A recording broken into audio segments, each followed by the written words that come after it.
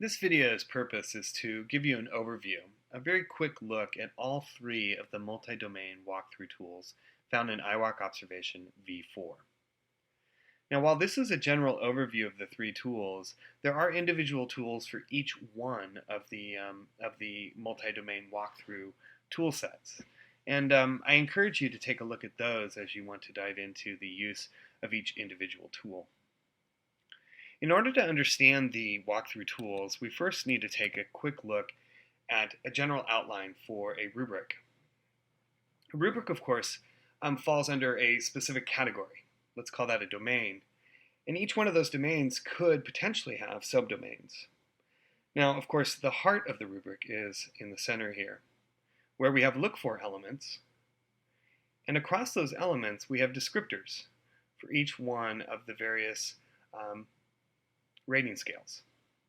In this case, we're using improvement needed, developing, proficient, and mastery. We might have a category here of planning and preparation. We might have an element of lesson plans, and then a descriptor that would describe what those would look like if improvement was needed, if it was a developing lesson plan, a proficient, or one that has met mastery. In order to use the three tools, there is an assumption that you have a rubric that you are using with your teacher observation. This rubric could be one that you've borrowed from Charlotte Danielson's work, or Kim Marshall's work, or Marzano's work, or one that you've adapted from them, or one that your district or your school has created entirely on their own. When you first get iWalkObservation, if you were to click on any one of these tools, you're going to get this notice box. And this box is going to tell you that these multi-domain walkthrough tools are intended to be used with evaluation rubrics. And then in order to do that, you're going to need to sit down in front of the computer or in front of the iPad and customize and configure each one of these tools. You're going to need to do that by typing in the actual data and text from your evaluation rubric into the system.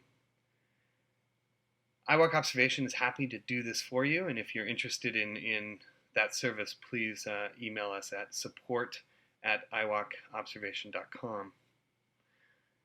Now let's take a look at these tools. We will take a look at the customization of the tools in the individual videos for each one of them, but let's get an overview of what each tool looks like. The 4x20 Look For is a 4-domain tool. And each domain has up to 20 elements that you can add into the system. The idea of 4x20 is that you're walking into a classroom teacher's classroom and you're observing their lesson, and you're providing them with feedback on elements that you saw evidence for. Now note, in 4x20, the intent is not to go deep into what you saw or the evaluation of what you saw, but rather just simply providing feedback that indeed instructional materials and resources were present and there were learning activities and instructional groups, for example.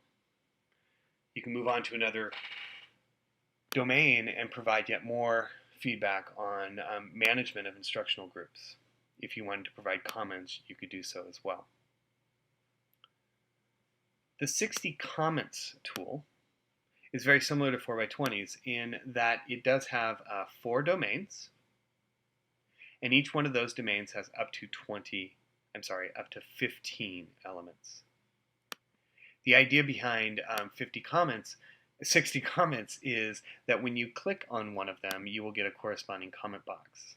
And so the difference between 4x20 and 60 comments is that, of course, in 4x20, we're simply reflecting on whether or not you saw an element. In 60 comments, we're going a little deeper, and we're actually going to comment on that element. The expanded rubric takes us completely to the full-blown rubric stage. It allows us to have up to 6 domains, and each one of those domains can have up to 6 subdomains.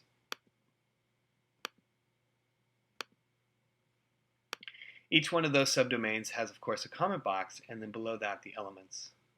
The elements are entered in with the full rubric, and so I have my different rating scales, and I can click through my rubric to provide direct feedback to my teachers.